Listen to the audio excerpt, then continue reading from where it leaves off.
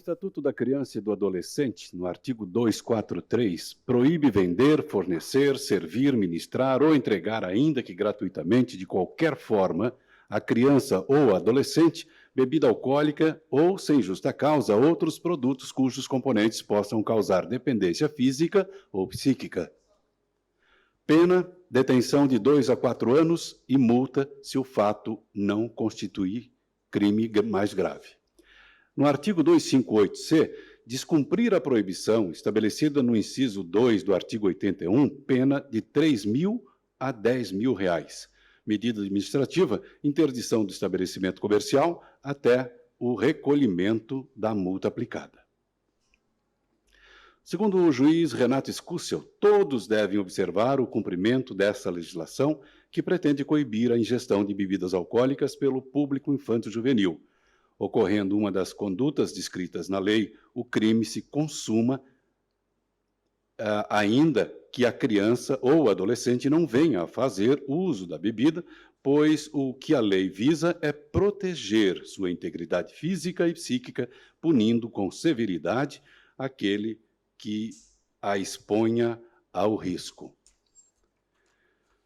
De acordo com pesquisa nacional de saúde escolar, as formas, segundo o IBGE, as formas de obtenção de bebidas alcoólicas por jovens são em festas, 39,7%, com amigos, 21,8%, em mercados, loja, bar ou supermercados, 15,6%, ou na própria casa, 10,2%.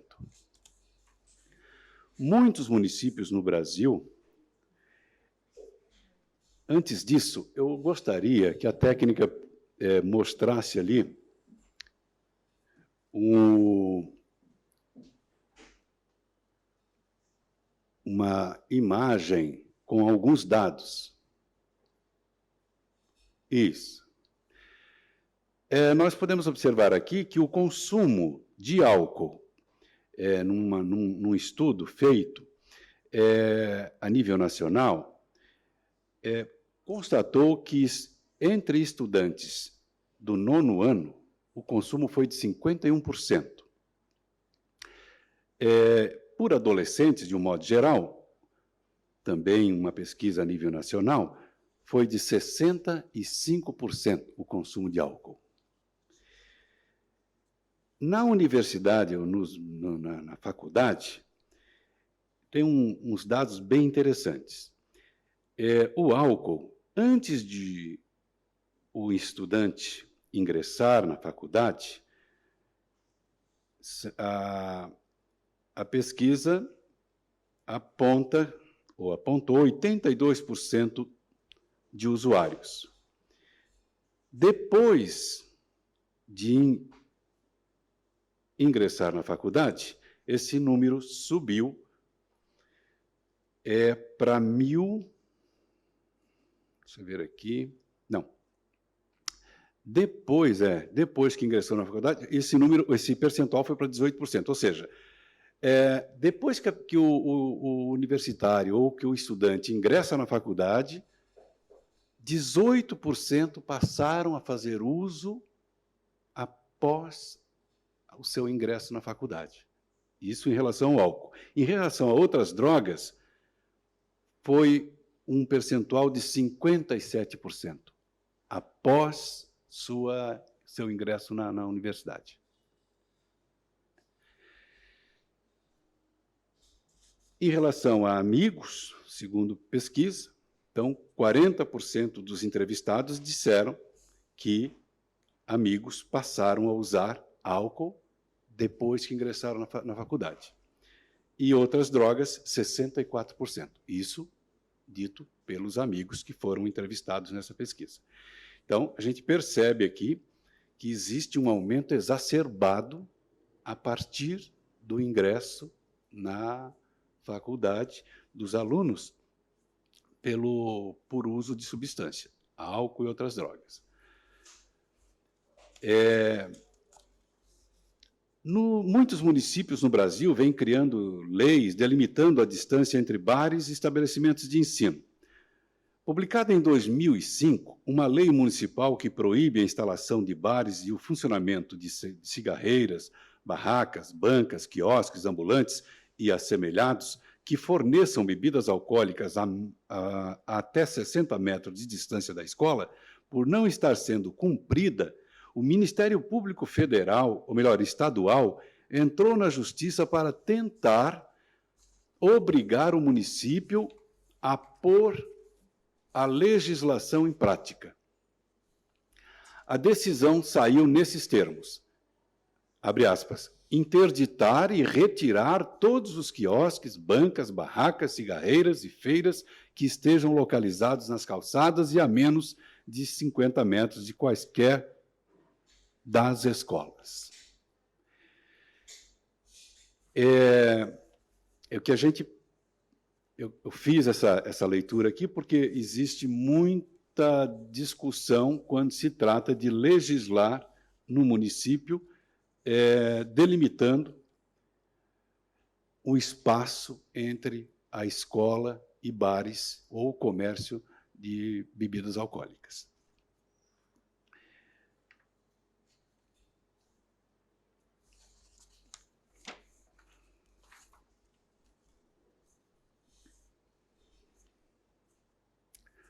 Muito bem, então, apesar de uns minutos de atraso, muito boa noite a todos, e vamos dar início à nossa audiência pública de hoje, que trata sobre os bares próximos às escolas, aos estabelecimentos de ensino.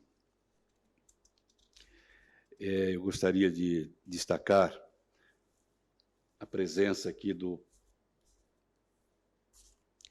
Pedro Hilário, assessor da reitoria da Unesc, da Ana Losso, que é gerente de saúde mental do município, da Júlia Zimmermann, advogada e presidente da comissão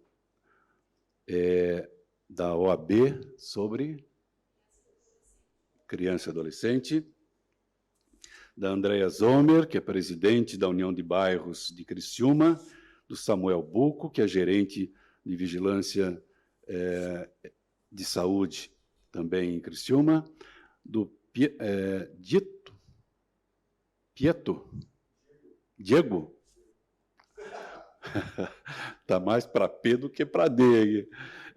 Figueiredo Silva, capitão de Polícia Militar de Santa Catarina, neste ato representando o coronel Sandy Sartor. Certo.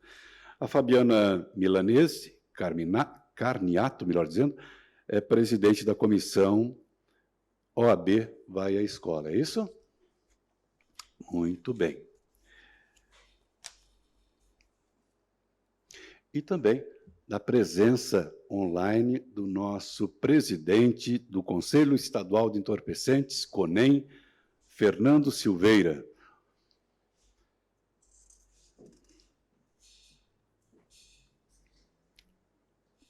Nesse sentido, eu declaro aberta a presente audiência pública, realizada pela Câmara Municipal de Criciúma, com a finalidade de debater a respeito de política pública sobre a venda e consumo de bebidas alcoólicas próximo a estabelecimentos de ensino em Criciúma.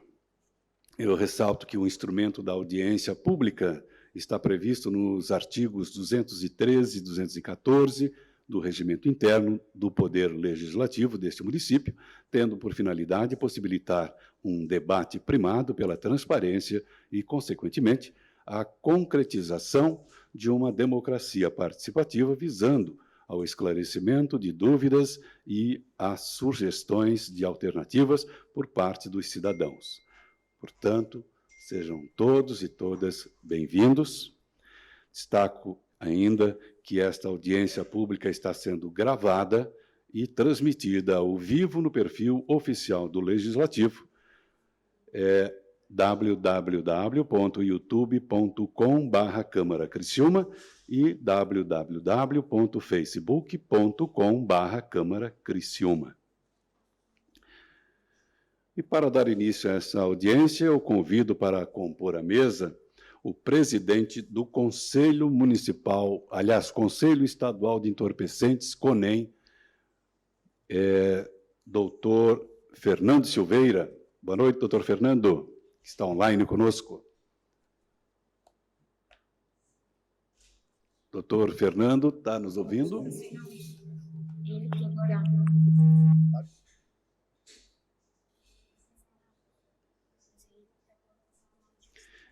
Enquanto os probleminhas técnicos vão sendo... Deu? Doutor Fernando, boa noite. Boa noite, tudo bem? Está me ouvindo bem? Eu estou escutando bem muito... a programação. Muito bem, muito obrigado pela presença. Eu gostaria também de convidar para fazer parte da mesa o Samuel Bucco, que é gerente de Vigilância em Saúde. Aqui.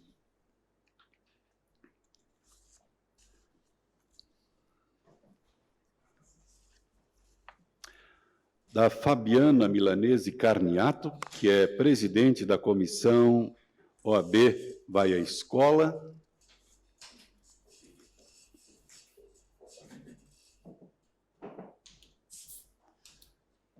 Do Diego Figueiredo Silva, capitão da Polícia Militar, representando aqui o comandante, né?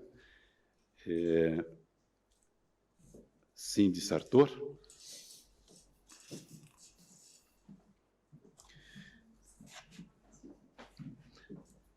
Da gerente de saúde mental, senhora Ana Losso.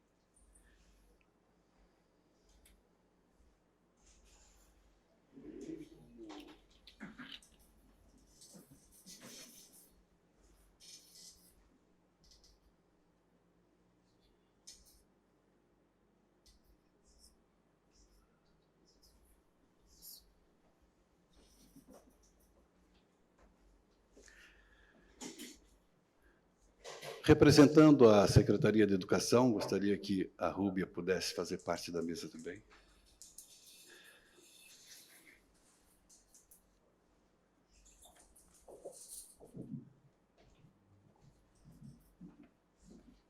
Isso.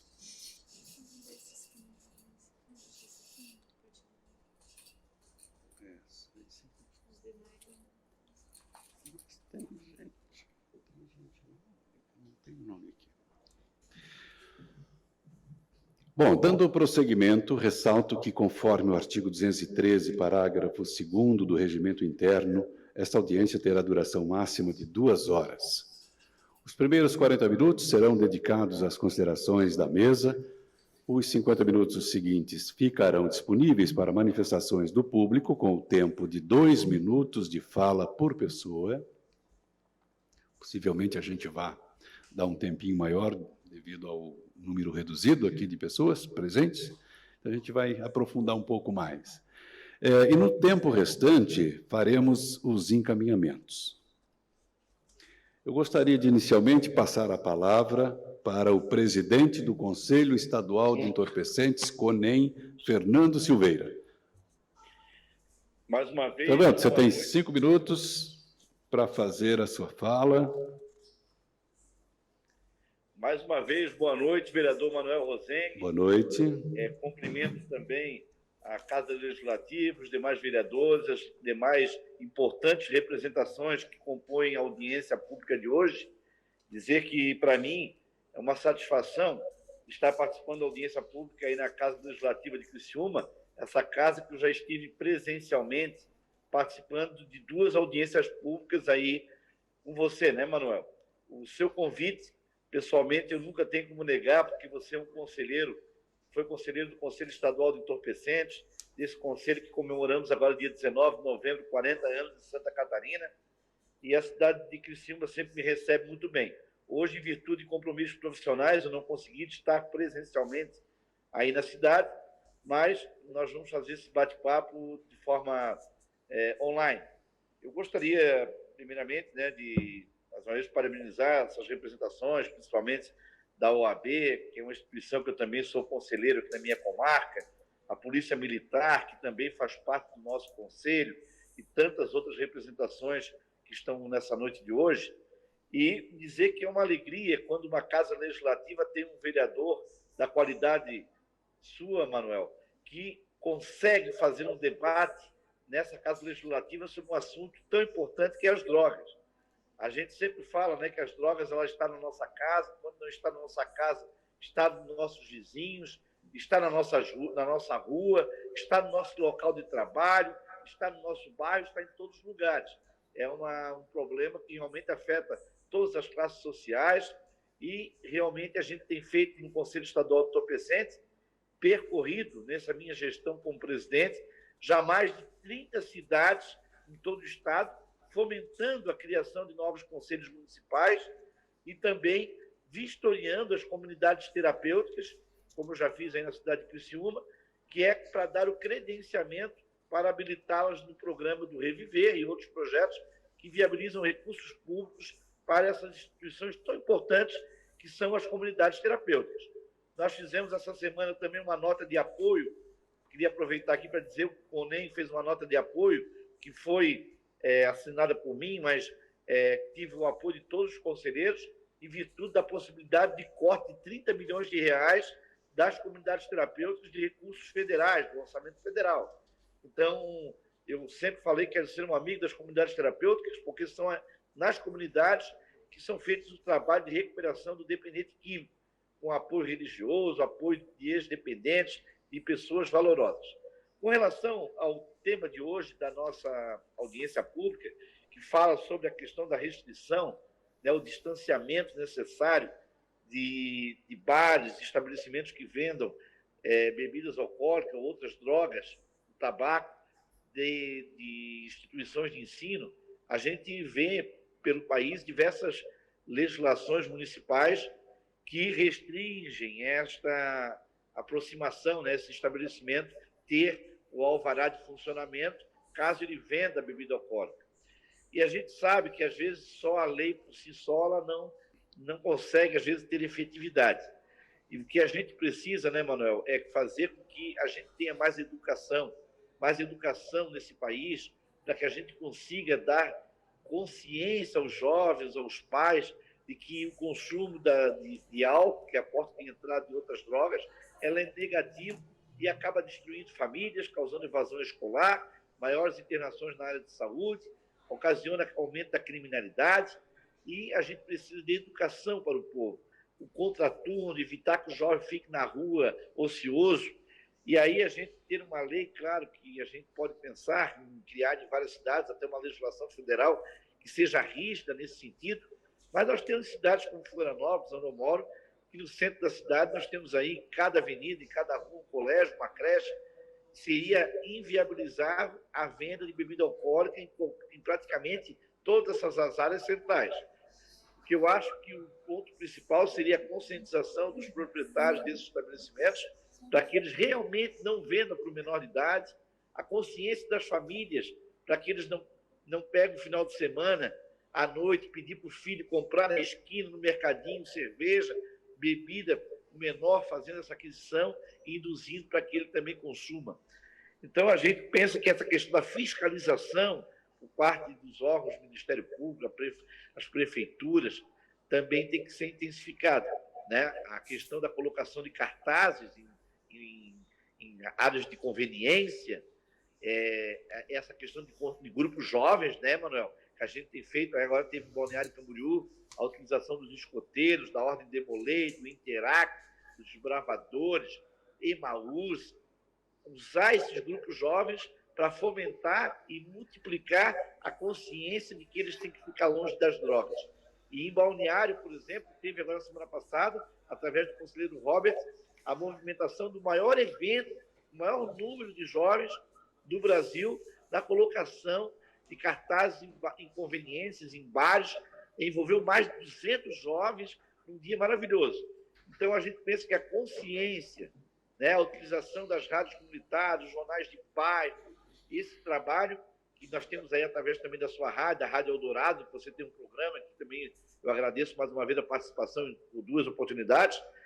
Tudo essas questões, eles ajudam que o jovem fique longe das bebidas alcoólicas. Não é isso, Manuel? Beleza, obrigado, presidente, por sua fala. Gostaria de ouvir agora o Diego Figueiredo Silva, capitão da Polícia Militar, sobre... Tudo bem? Boa noite. Pode usar esse microfone aqui. Sobre essa questão, eu acho que a gente precisa ver o que é distanciamento seguro, né? Porque o que é aplicável, o que é inaplicável, o que a gente pode colocar ali como realmente possível de cobrar do comerciante, né? Até porque, para que não caia no desuso, até pela fiscalização municipal, já que, se for parar para reparar, para olhar, estudar o tema, tem diversas leis pelo Brasil. Inclusive, tem um projeto de lei federal que fala em 800 metros de distância, o que eu penso que, de repente, é inaplicável num centro urbano intenso, onde os estabelecimentos estão muito cercados em toda parte.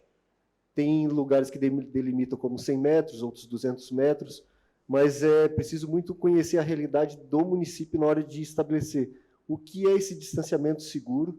Né? Por óbvio, a Polícia Militar, não tem dúvidas, ela é favorável a estimular um ambiente seguro. Quanto mais seguro o ambiente, né, quanto menos oferta de risco para alterar a conduta do adolescente, do menor que vai se propagar no futuro na fase adulta, melhor. Né? Tem estudos que dizem ali que os adolescentes e crianças que passaram a consumir bebida alcoólica na sua fase, enquanto eram menores de idade, né, eles, em torno de 50% deles, de forma comum, em torno de 50% deles 50% a mais deles se tornaram dependentes do consumo de bebida alcoólica do que aqueles que passaram a consumir após a maioridade, né, em comparação. E até acho interessante realmente a conscientização, a educação no colégio, todo esse trabalho, até mesmo os conselhos tutelares. Só que tem que ter em conta a conscientização é muito boa, mas também tem um outro estudo que mostra que os vendedores dos estabelecimentos de bares, comerciais que trabalham com bebida alcoólica, em torno de mais de 80% deles não fazem a cobrança, não se importam em fazer a cobrança da questão do fator idade. Então, isso é uma questão cultural do Brasil. Será que só a conscientização vai ser suficiente?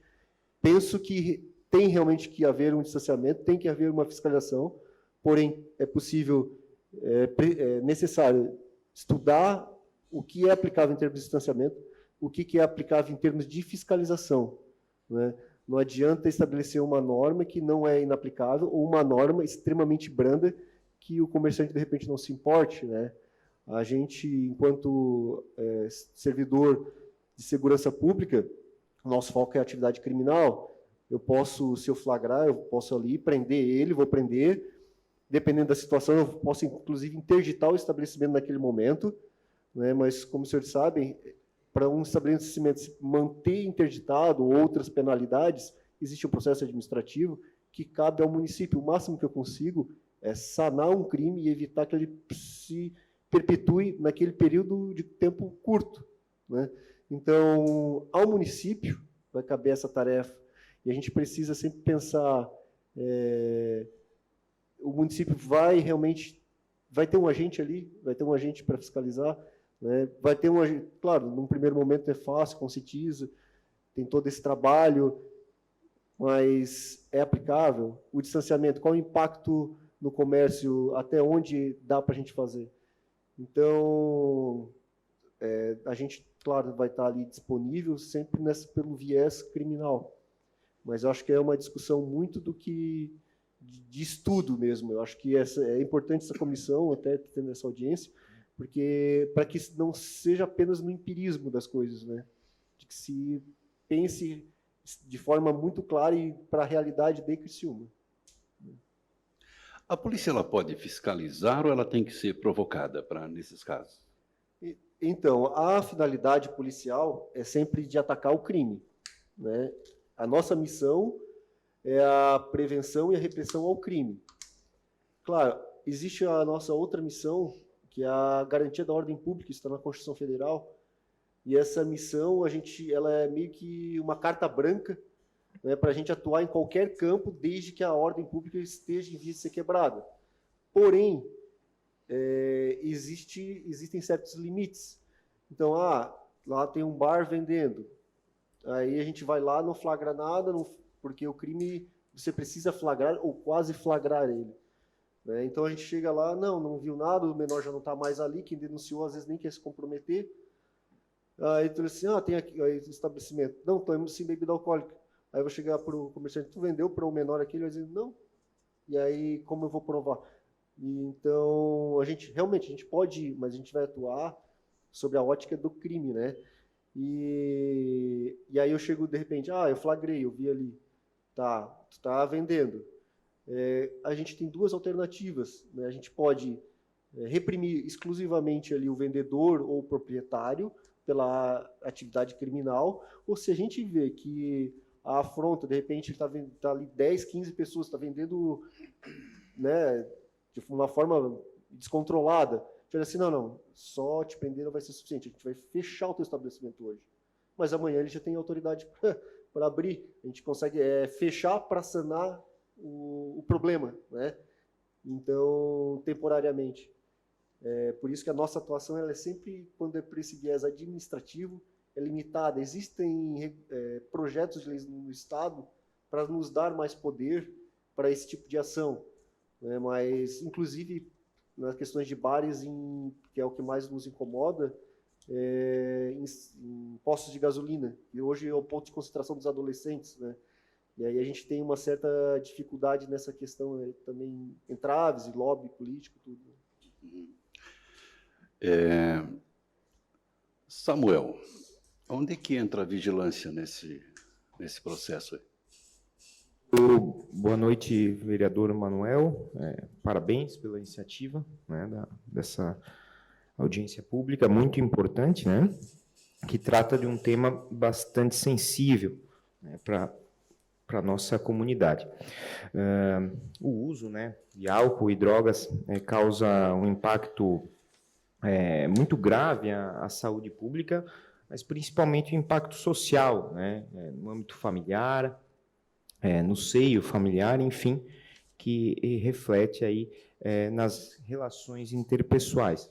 A vigilância sanitária é o órgão, né, fiscalizador, né, previsto no artigo 6º, parágrafo 1º, que é um conjunto de ações, né, que visa eliminar, diminuir e prevenir os riscos sanitários, né, decorrente da circulação de bens e de processos, né, envolvendo bens de consumo e meio ambiente produtivo. E as bebidas alcoólicas, né, elas são legalizadas e a vigilância sanitária, então, fiscaliza basicamente a procedência, se o estabelecimento comercial tem licença para vender e fazer o comércio, né, dessas bebidas e, principalmente, se elas têm procedência, né, garantida. Também é possível fazer a autuação do local, caso seja flagrado, né, como o policial falou, o comércio para pessoas menores de idade, né? Porém, muito bem lembrado que é uma atuação bastante difícil, né, porque isso tem que ser feito mediante um flagrante, enfim, como o Figueiredo falou, é uma situação que envolve uma série de questões, às vezes, bastante complicadas de você fiscalizar, né? Mas os fiscais, eles atuam, né? Eles fazem as inspeções nesses locais, bares, lojas de conveniência, né? Apesar de hoje eles não necessitarem mais de alvará sanitário, por se enquadram como estabelecimentos classificados como baixo risco, né, pela nova lei de liberdade econômica, eles ainda necessitam seguir todas as regras, né, todas as regras sanitárias. E uma delas é aquela que o vereador muito bem leu aqui no início da audiência pública, que é o Estatuto da Criança e do Adolescente, né, que prevê, né, o crime, né, a venda de substâncias alcoólicas, né, para menores de idade, e a meu ver a punição é bastante severa, né, a interdição do estabelecimento até que seja recolhida a multa pecuniária, né? Então, muitas vezes essa multa pecuniária no âmbito administrativo ela é bem pesada. Enfim, é sim necessário haver essa fiscalização, né? Intensificar essa fiscalização, mas eu vejo que a questão cultural ela ainda prevalece aqui no nosso país, né? O vereador trouxe aí números, né, no início da audiência pública, que as pessoas cada vez mais cedo elas estão entrando, né, fazendo uso de álcool, de substâncias ilícitas, outras drogas também, né? E a gente observa que isso não existe, não está regredindo, muito pelo contrário, né, está progredindo. Então, a parte educacional, ao meu ver, a parte cultural, ela tem que ser trabalhada forte, de forma severa, né, para que as pessoas tenham noção do que se trata esse tipo de substância, dos problemas que decorrem do uso, né, cada vez mais cedo, né, dessas substâncias. Enfim, a gente precisa atacar os dois aspectos, né, atacar a parte educacional, cultural e fazer a fiscalização com caráter punitivo, né, com medidas severas para aqueles estabelecimentos, para aqueles locais que eventualmente descumpram as leis, porque elas já existem, né? Eventualmente pode-se criar outras leis para distanciamento seguro, enfim, né, como o Figueiredo falou, dependendo da realidade de cada município, mas, ao meu ver, aquilo que já existe, né, aquilo que já prevê, ela é bastante efetiva, né, a punição, aquilo que já está previsto no Estatuto da Criança e do Adolescente. Então, a vigilância sanitária, ela tem essa função, sim, né, no âmbito administrativo, como um órgão que tem poder de polícia sanitária e pode, né, caso flagre esse tipo de irregularidade, penalizar o estabelecimento com uma interdição, com uma multa, às vezes multas pesadas em caso de reincidência, e é isso que a gente sempre orienta os nossos fiscais, que durante as suas inspeções, né, eles tenham também, né, essa visão, né, não só a visão da questão sanitária, né, do local, para verificar as condições de comercialização, mas também essa visão para que verifiquem a venda irregular desse tipo de substância. Então, acho que é um debate que nós estamos tendo saudável, né, um debate bastante relevante e que espero, né, que a gente possa sair daqui com bons encaminhamentos para aquilo que seja necessário ser feito aqui no âmbito de Criciúma, e a vigilância sanitária, a vigilância de saúde sempre vai estar à disposição, junto com os demais órgãos de segurança, para fazer cumprir aquilo que já está previsto, né, nas legislações. Obrigado, Samuel. Rúbia, como é que está essa realidade lá na Secretaria de Educação do município? Olá, boa noite. Eu sou coordenadora de ciências, estou à frente também do PROMUD, que é o Programa de Educação sobre Drogas nas Escolas. E nós, professores, além, né, de ter drogas no currículo, do componente curricular de ciências, ele também é trabalhado de forma interdisciplinar.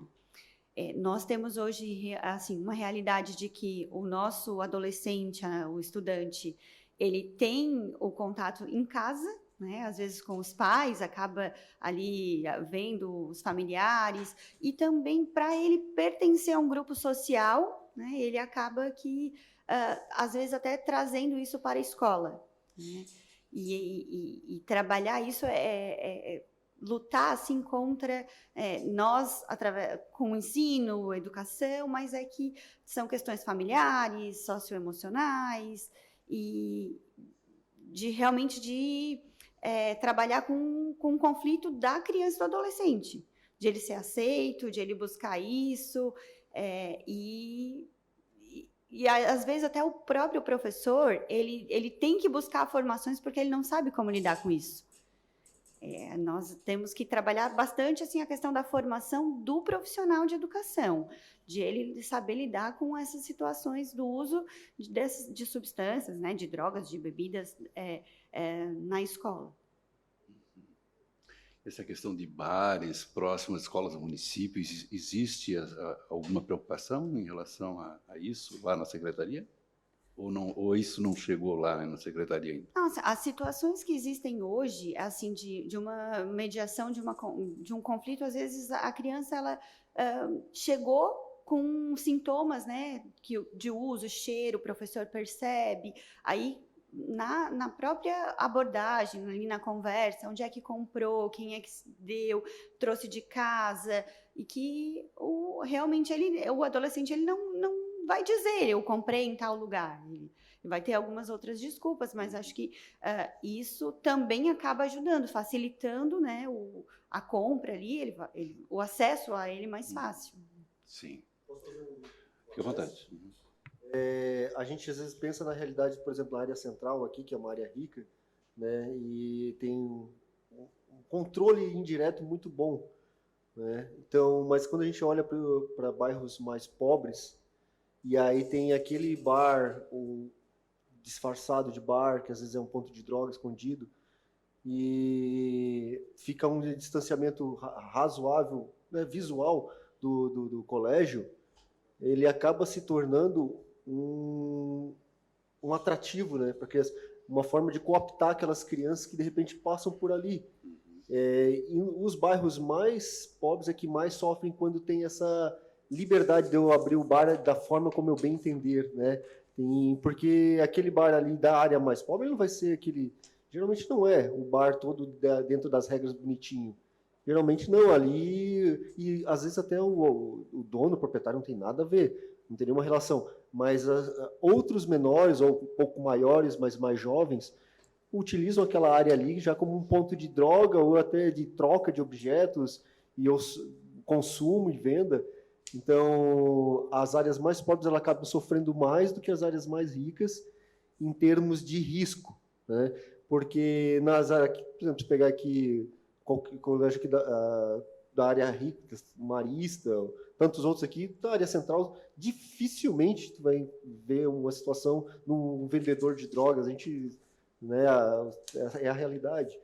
Então, aí a gente tem que ver quem que realmente precisa mais, quem que está realmente em risco, e outra, pensar, tá, esses bares, eles são abertos em quais horários? Porque também não pode, até seria interessante ter algum representante da área comercial aqui, né, apontar esse lado, porque a ideia não é sacanear o pessoal que trabalha, eles vivem disso, mas mostrar ali, os estabelecimentos comerciais têm que ter determinados status. Então tá, eu posso ter um bar perto de um colégio, tá, mas esse bar abre só à noite, ou ele abre durante o dia, o colégio funciona durante o dia.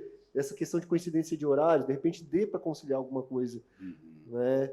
E questões de lugares que não é bem um bar, é uma lanchonete disfarçada. Então, conceituar, vai ter que ser feita toda uma conceituação do que é o estabelecimento de risco ao adolescente, né?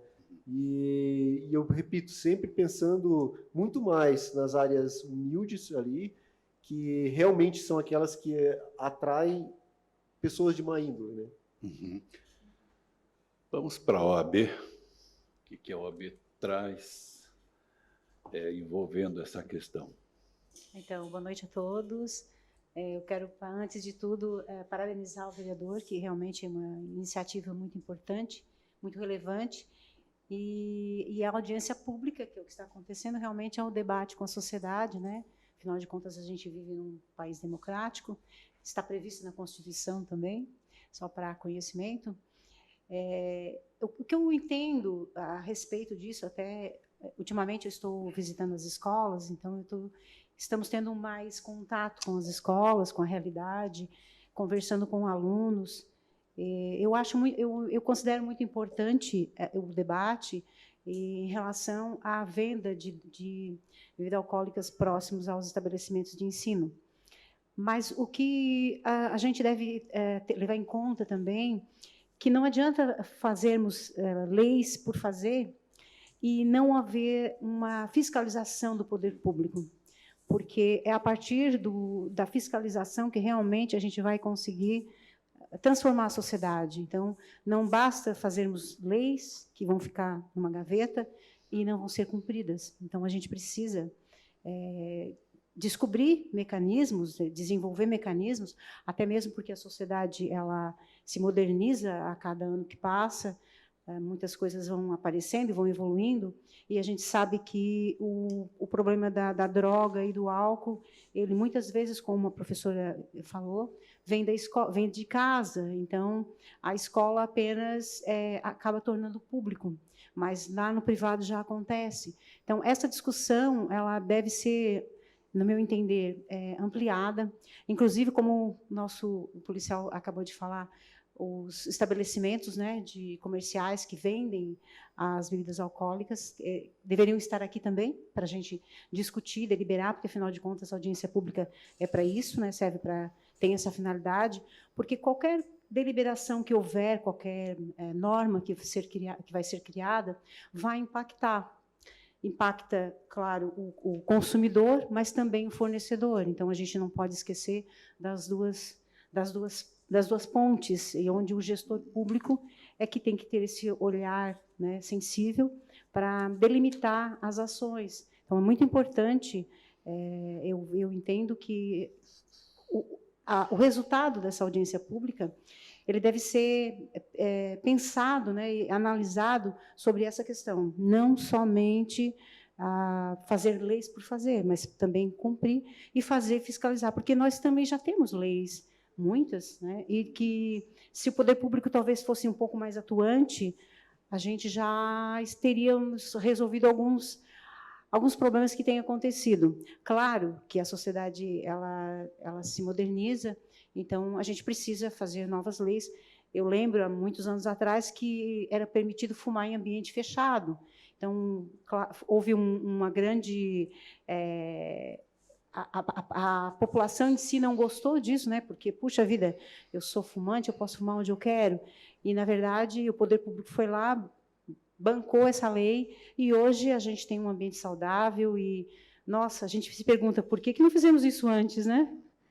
E então, a questão do nosso tema também, hoje, pode ser algo que ainda está muito longe de acontecer, mas a hora que acontecer, todo mundo vai dizer, mas por que não aconteceu isso antes? Então, eu acredito que, dessa forma, a gente pode mudar a sociedade, melhorar a sociedade, né, e termos adultos saudáveis, porque a gente vive na sociedade, então tudo que a gente melhorar vai ser para nós. Então, independente de qualquer inconveniente que acontecer, até mesmo com as leis, porque às vezes não agrada a todo mundo, né? Não é todo mundo que fica. Então, essa é a minha fala. Então, eu acredito que espero que a gente seja muito positiva, né, o resultado dessa audiência pública, e realmente a gente surta bastante resultado na própria sociedade. Muito obrigado. Eu gostaria de ouvir agora a Ana Losso, que é gerente, né? Gerente da saúde mental do município, para ouvi-la sobre esse tema. Então, primeiramente, boa noite, né, Manuel? Parabéns pela coragem de trazer esse tema, né, que a gente sabe quão delicado é, porque falar de crack é uma coisa, falar de cocaína, de outras drogas é uma coisa, mas falar de álcool, que é uma droga tão comum, tão consumida e tão liberada na nossa sociedade, e vai ao encontro assim, de interesses muito grandes, né, que a gente sabe, comerciais. Então, assim, é uma coragem trazer esse assunto para um debate público, e lamento muito que a sociedade não tenha ouvido esse chamado e não esteja aqui para debater, né, sobre esse grande flagelo da humanidade que é o álcool, né? Muito mais do que as outras drogas, eu acredito que o álcool ele é responsável por muitas mortes, né? Muitos lares desfeitos, muitos suicídios, né? A grande maioria dos suicídios tem a ver com ingestão abusiva de medicamentos e álcool, né? Então, assim, ele não prejudica só a pessoa que faz uso, mas ele prejudica todo um entorno, uma sociedade, né? Lares são desfeitos, né? A questão da violência, o quanto ele provoca violência, né? O quanto ele altera o comportamento das pessoas, provocando situações irreversíveis, muitas vezes, homicídios e, né, feminicídios, enfim. E eu acho que é de extrema importância a gente discutir isso, né? E eu sempre me lembro, sempre trago essa história, né, Manuel, que um usuário nosso lá do CAPS-AD, um dia eu questionei ele numa roda de conversa, como é que tu começou, né? Ele é usuário do CAPS-AD, álcool e outras drogas, né? Como é que tu começou o teu vício, né? Eu sou alcoólatra desde os 5 anos de idade. Que? 5 anos de idade. O pai dele, aos 5 anos, dava uma garrafinha para ele e dizia, vai lá no bar do Zequinha e pede para ele encher para mim. E ele ia diariamente com uma garrafinha na mão no bar do Zequinha, o Zequinha enchia de cachaça e ele levava para o pai. Até que despertou a curiosidade, mas por que o meu pai manda todo dia eu com essa garrafinha, né? Vou tomar um pouquinho para ver se é bom. E aí tomou um golinho. E aí no outro dia ele tomou 2 golinhos. E no outro dia ele tomou 3 golinhos, até que teve uma época em que ele estava misturando para o pai não perceber que ele também estava tomando cachaça, ele misturava com água. E foi ali que ele começou o vício. Então, assim, a coisa do álcool ela é bem muito mais complexa do que ter um bar na frente da escola. Eu acho que a gente tem que pensar isso também. Então, a gente tem que trabalhar. Eu acho que o programa, o ProERD, que tu já trabalhasse com eles também, né? Não foi o ProERD, foi Promude. São programas essenciais assim, para trabalhar a prevenção, trabalhar a questão cultural. E assim, o álcool está dentro das nossas casas. Né? A gente é muito hipócrita quando a gente fala em droga, porque o álcool está ali, na frente das crianças. Eu lembro quando eu era criança, nos dias de domingo, molhava o bico do neném na cerveja e dava para o bebê chupar para fazer cara feia. E achava bonito, todo mundo achava bonitinho. Sem saber que isso, mais tarde, era um gatilho para a dependência. Né? Então, assim, tem muita coisa que a gente tem que fazer, né, com relação à prevenção. Acho que é muito importante esse tipo de discussão, Manuel, que tu trazes, né? E que bom que temos algumas pessoas aqui interessadas em trazer, né, soluções para isso, caminhos, pelo menos possíveis, para a gente diminuir um pouco essa questão, porque está um abuso muito grande, né, na nossa sociedade. Hoje, os adolescentes não sabem mais ir para uma festinha sem fazer um esquento antes. E o esquento é a base de álcool. Se preocupa muito. E esse esquento é feito na casa de alguém, com pai, com mãe, com família. Então, essas questões a gente tem que trabalhar urgentemente. Né? Urgentemente. Eu acho que a questão dos bares, dos estabelecimentos que vendem próximos às escolas é grave, é gravíssimo. Mas tem outras questões Uhum. também, porque tu Sim. fecha ali, tu proíbe ali, eles levam de casa. Sim. Eles levam de casa, porque em casa é liberado. Nos mercados são liberados. Passa ao mercado e compra.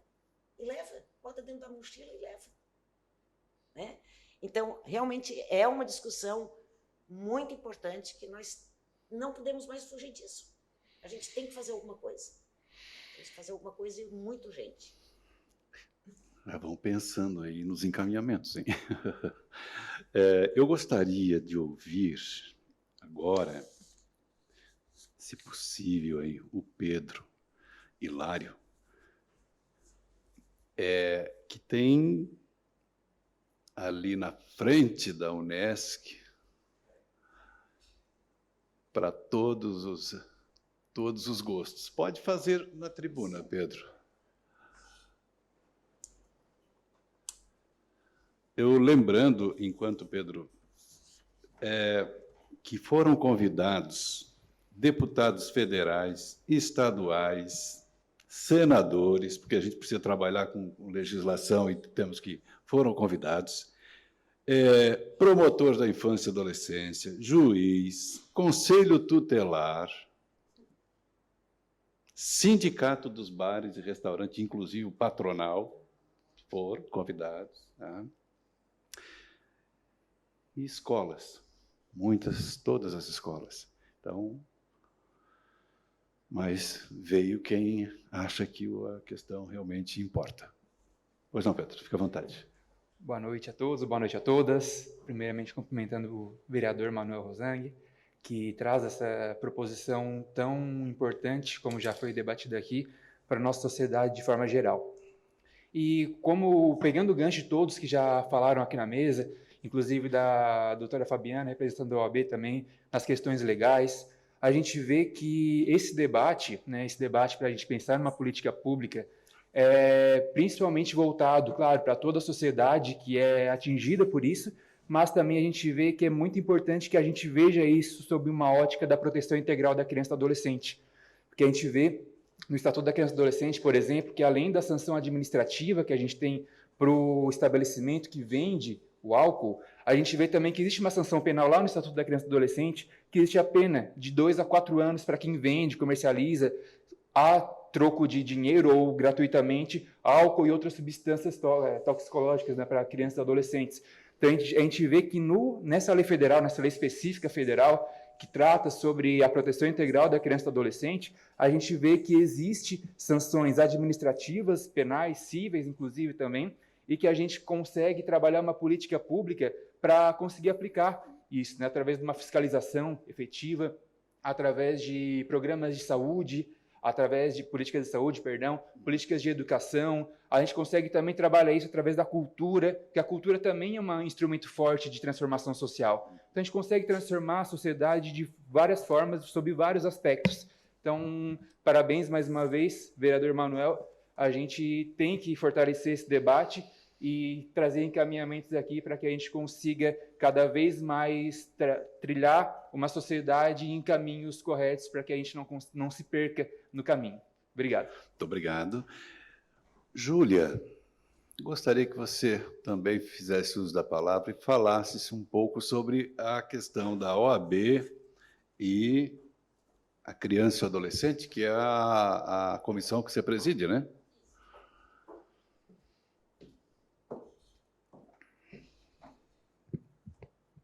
Boa noite a todos. Boa noite, vereador. Obrigada pelo convite, por estar aqui participando de um debate tão importante e de extrema relevância para o nosso município e tanto para a nossa geração dos mais jovens, quanto também para as famílias, aí, como a gente já vem falando, essa questão do uso de drogas e do uso de bebida alcoólica e principalmente, então, iniciando isso de forma tão precoce, é algo que vem aí certamente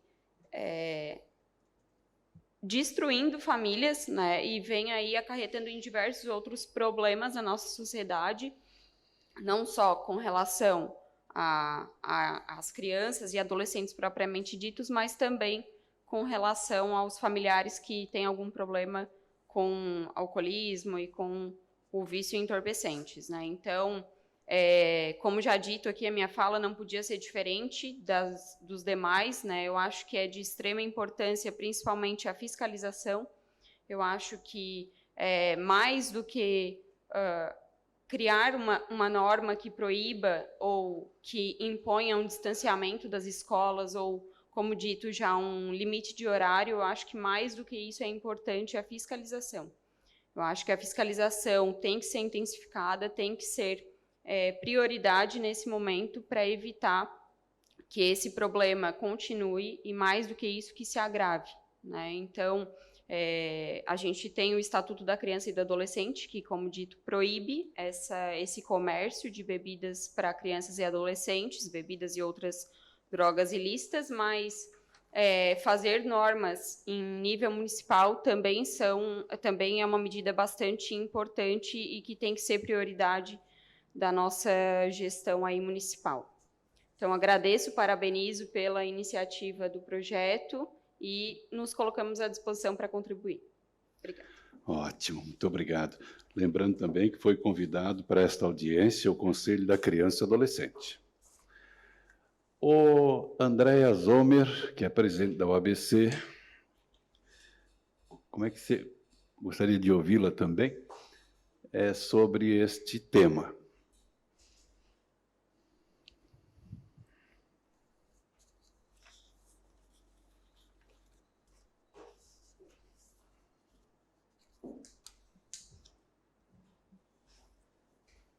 Então, boa noite a todos, né? Obrigado pelo convite, parabéns pela essa iniciativa, né, vereador? E eu sempre gosto de estudar um pouco sobre o assunto antes de mim falar sobre o mesmo, né? Porque com certeza a gente vai acabar sempre repetindo, porque o foco é o mesmo, não é inevitável, né? E o que eu pesquisei assim e que a gente tem que parar para pensar, né?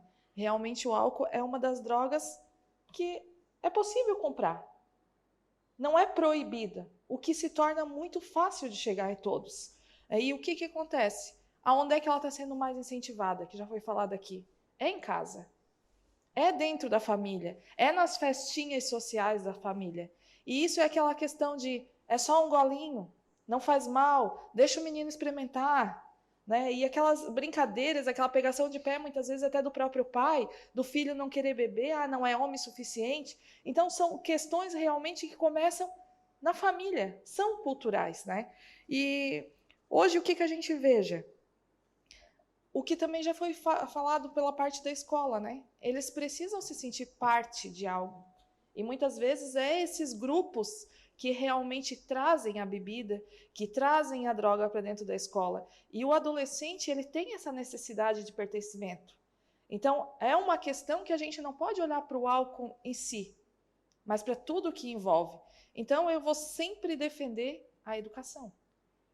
Para mim, a gente ficar falando do álcool, querendo proibir o bar, porque, como disse a Ana, fecha o bar, tem o mercado, tem a padaria, tem a lojinha de conveniência, eles vão dar um jeito.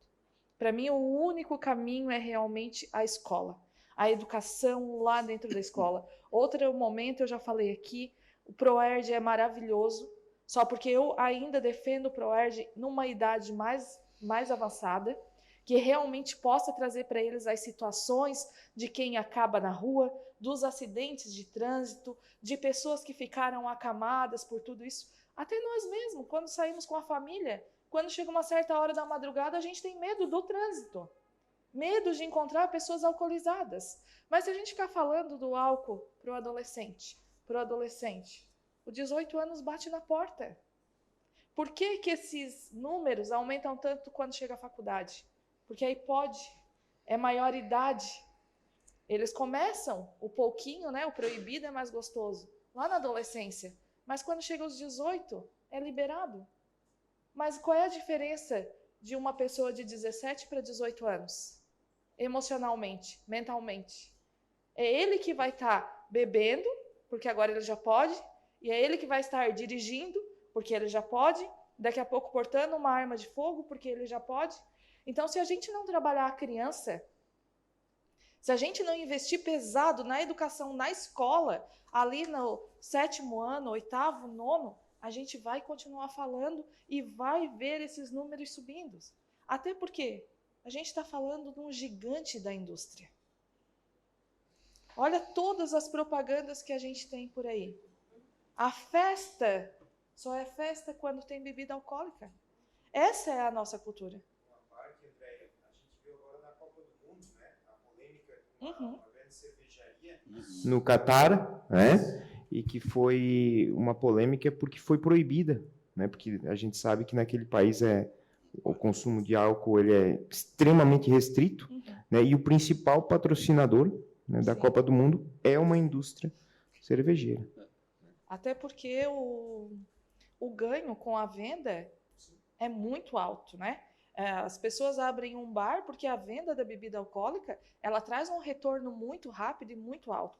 Então, assim, não adianta a gente, eu penso, né, a minha visão, que não adianta a gente ficar tentando combater essa gente. A gente precisa conscientizar a criança para quando ela chegar na idade, ela dizer, eu não quero, eu não preciso disso para a minha vida. Então, eu acredito que a educação emocional é fundamental dentro das escolas. Enquanto a gente não trabalhar a criança, não mostrar para ela que ela é autossuficiente, que ela não depende de uma roda, de amigos, de ter que beber para fazer parte de algo, a gente vai continuar falando do problema. E o pior, o álcool é só o gatilho para as próximas drogas.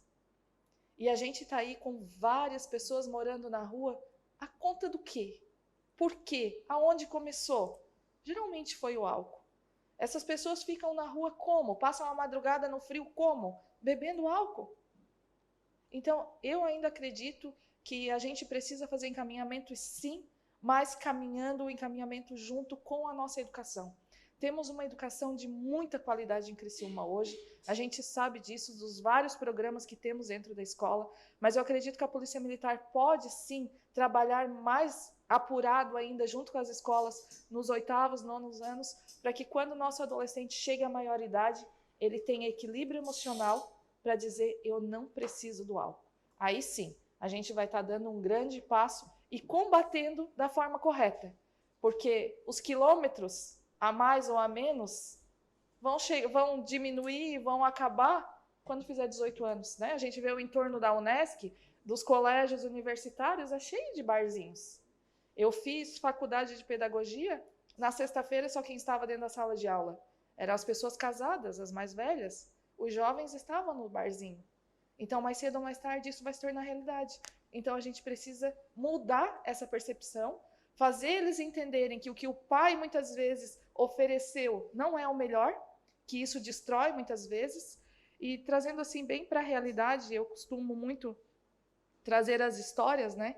E tem uma história que conta que um pai tinha 2 filhos gêmeos, e o pai batia muito nos filhos e na mãe. E quando eles cresceram, casaram, o filho casou, e bebeu muito, batia na esposa, batia nos filhos e assim por diante. E questionavam ele, por que ele fazia isso? Porque foi essa a realidade que eu vi durante toda a minha vida. O meu pai fez e é só isso que eu conheço. Já o outro se tornou um cidadão de bem, casou, respeitou a sua esposa e os seus filhos. E perguntaram para ele, por que tu é assim? Porque eu não quero para minha família o que o meu pai fez com a gente. Então, realmente, precisa mudar a mente da criança, do adolescente, para chegar lá. E quando a gente fala em álcool, a gente precisa prestar muita atenção na saúde. É saúde pública, é gasto. A Organização Mundial de Saúde mostra aí os altos índices que estão sendo gastos com doenças que vêm através do álcool. Então, enquanto muitos estão ganhando com o álcool, nós estamos gastando muito para tratar as doenças que vêm. E aí, quando a gente fala no adolescente, para encerrar minha fala, danos mentais irreversíveis. O que, para mim, é o fato que mais precisa de alerta. O álcool está acabando com os nossos jovens e adolescentes. Está matando seus neurônios, matando a sua possibilidade de ter uma vida melhor. Então, eu acredito que o encaminhamento que precisa também ser feito nessa noite é estar junto com a educação e tentar mudar a consciência dos nossos jovens e crianças. Muito obrigada. Sim, muito. Porque hoje, né, a gente não está aqui para jogar peteca um para o outro, né? Ah, agora é da educação. Que eu acho Não. que se cada um fizer a sua parte, né, realmente o papel social da escola, de educar, de ensinar sobre drogas, mas se o fiscalizador fizer a sua parte, né, a polícia, numa denúncia, for lá e combater o crime, nós temos que somar forças. Porque hoje, eu falo como professora, eu vou atuar ali, eu vou educar, eu vou fazer um projeto legal. E a gente tem, às vezes, a cobrança da família, da sociedade, de o pai ir lá e dizer assim, por que meu filho tem que aprender isso? Por que está falando de álcool para tal idade? Eu não quero, assim, interferir nisso, que a gente tem que mudar isso, mas também não jogar um para o outro. Eu até quando eu falo em educação, que eu trago a Polícia Militar para isso também, eu sou pedagoga formada também, e na faculdade a gente não recebe essa formação. Então não adianta a gente cobrar do professor de sala de aula que já está tão sobrecarregado com tudo que ele tem que passar. Eu penso em equipes formadas para trabalhar dentro das escolas, mas não trazer um peso a mais para cima das nossas professoras que já são tão cobradas, né? Por isso eu penso sim, OAB, Polícia Militar, Conselho Tutelar, sociedade em si, reunida para somar junto com a educação e não para jogar mais essa peteca, né, nas costas da educação. Muito obrigada. Obrigado, Andréa. Temos a presença do Marcelo. Obrigado por ter vindo. O Omar, né? O Omar, obrigado pela presença. Os microfones estão abertos a vocês também. Gostariam de contribuir?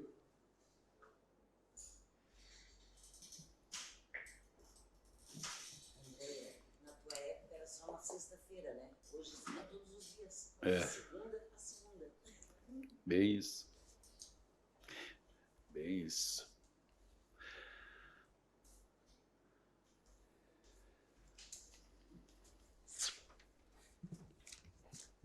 Boa noite a todos, principalmente ao Manuel, que teve essa motivação, principalmente é uma área que ele se preocupa bastante. Na realidade, eu não vim nesse espaço hoje para fazer fala, mas como fui solicitado, acho pertinente também. Eu acho que todos aqui que estão presentes concordam num aspecto muito importante. Tudo passa pela questão cultural e educacional. E a gente tem que pensar em que tipo de espaços que a gente pode atuar para fazer isso. Porque se nós pensarmos em termos de legislação para limitar a existência ou não de determinados espaços, o que eu estava até fazendo uma regrinha bem simples, né? Eu proíbo o bar, se eu proíbo o bar, eu tenho que proibir os eventos, se eu proibir os eventos, eu tenho que proibir a venda no supermercado, e assim a escalada vai indo, e a gente, na realidade, criou um monstro tão grande que não consegue dar conta. E aí eu venho para a questão do próprio cigarro. Hoje já se tornou um aspecto importante para todo mundo, pelo aspecto de educação, que a gente foi minimizando com o passar do tempo. A gente não consegue, em hipótese nenhuma, fazer uma solução no curto prazo. Eu não acredito em excesso de leis. Eu acredito naquela lei que, de fato, seja eficaz. Quanto menos leis existir, mais fácil seria para uma fiscalização, mais fácil seria para uma situação de qualquer outro aspecto. Então, eu acho que a solução, ou qualquer encaminhamento que venha a ter, tem que passar nesse sentido. De que maneira que a gente consegue unir a sociedade em prol de fazer essa educação? Né, em todos os espaços existentes. Eu até tentei também fazer uma questão interessante, a gente deposita muito aspectos positivos no ProERD com adolescente, mas o efetivo não permite que eles estejam em todos os espaços. De repente, é uma questão de multiplicar esses formadores em todos os espaços. E aí vai desde uma associação de bairro, fazendo formação lá, convidando, e devagarzinho a gente vai avançando nesses espaços. Eu acredito que não tem outra solução. A questão passa tudo por educação, inclusive nesses aspectos culturais e até mesmo no desenvolvimento de qualquer país. Basta a gente pegar os números mundiais, onde a educação atua de maneira efetiva, as questões foram minimizadas bastante, né? Começa pelo aspecto de educação, do respeitar e da responsabilidade. Nós acreditamos muito no aspecto, todo mundo tem que ter liberdade. Obviamente, nenhuma liberdade não vem seguida, aliás, vem seguida da sua devida responsabilidade. Tá ok? Obrigado pelo espaço. Tá ok? Obrigado pela contribuição. Marcelo, gostaria de fazer uma fala?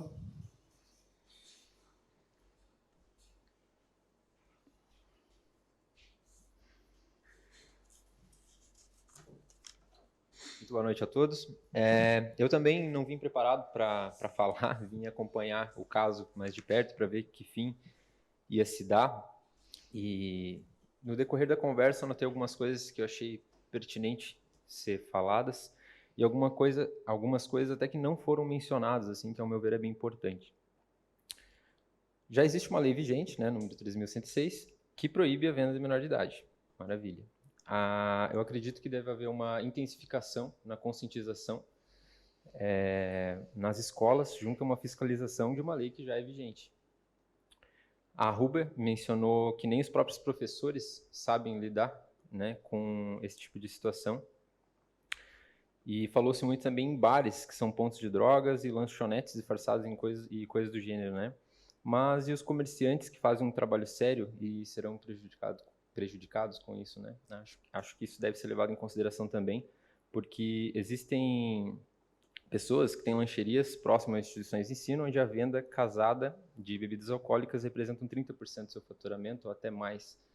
Então, acredito que isso deva ser mencionado também, o fato de ter pessoas que efetivam um trabalho sério e não ser prejudicado pelos maus, né? Em que muitas vezes são minorias. Então, acho que é mais um ponto que deva ser, pelo menos, levado em consideração. Assim. Valeu. Obrigado. Tudo bem, muito obrigado. Bom, eu gostaria, então, que agora a gente pudesse... Não sei se alguém gostaria de complementar aí tudo que foi dito até aqui. Eu posso só acrescentar um detalhe? Pois não. Só uma informação. Ontem eu fiz uma formatura do ProERG, 219 crianças. Hoje, inclusive, está tendo uma formatura de mais de 1.000. Né? É um programa realmente bastante exitoso. Mas, assim, cidades que possuem o ProERG são privilegiadas. Pouquíssimas são as cidades em Santa Catarina, justamente porque falta recurso humano, e recurso financeiro e logístico. Né? Se for pegar só como exemplo, a área do 9º Batalhão, que são 5 cidades, só 2 tem. E se for dar uma olhada, se peneirar o estado, se for ver 1/3 das cidades tem. E se for ver dentro das cidades, não são todos os colégios que são atendidos. Né? Muitos colégios não recebem a atenção do ProERG.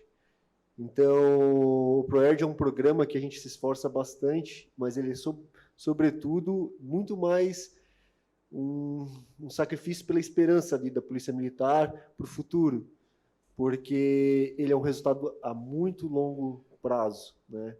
E onde a gente injeta todo tipo de capital ali, e os instrutores, inclusive, eles recebem um treinamento muito específico, muito especial. Eles vão para Florianópolis, um treinamento exclusivo. Esses profissionais, eles têm que ser voluntários. Eu não posso simplesmente, um cabo, soldado, eu quero que tu seja. Não é assim, não pode ser. Ele obrigatoriamente tem que ser voluntário, não ganha nada mais por isso. Tem todo um perfil, não pode utilizar, não pode beber, não pode usar cigarro, tem uma série de restrições pessoais. Então, o perfil de instrutor, ele é também bastante exclusivo, né? Então, não é uma atividade fácil também de ramificar, até por isso. Existe até dentro da própria instituição aquele sentimento assim, né? Os policiais geralmente são mais aguerridos pela atividade de combate ao crime, né? O policial, quando se forma um soldado, ele tem aquela adrenalina, ele quer um enfrentamento. E geralmente, quando tu vai ver um professor ProERG, ele já é um policial mais antigo, de sangue mais doce. Mas, assim, realmente tem um papel essencial, né? A gente faz o melhor que a gente pode ali. E estudos, né, que a PM faz, qual que é a melhor idade, onde que vai ter mais efeito, quais tipos de crianças são mais receptivas, isso tudo é avaliado. Já se tentou para também crianças com um pouco mais de idade, mas já tem toda uma série de dificuldades, onde se tem mais resultado e a gente tem menos gente para pôr. Então, claro, é uma decisão do Estado-Maior, do Comandante-Geral da Polícia Militar, e o PROERD faz não só a questão das drogas focada em cocaína, maconha, esse tipo de drogas que são as ilícitas, mas também foca nas drogas lícitas. Né? E aí, quando a gente fala da educação, achei importante trazer essa fala, mas a gente tem que pensar em efeitos práticos da educação, como se aplicar, porque também quando a professora coloca, os professores também não sabem como trazer isso e são cobrados pelos próprios pais. Então, de que forma? Vamos pensar de forma prática. De que forma realmente a gente pode implementar a educação, a mudança cultural?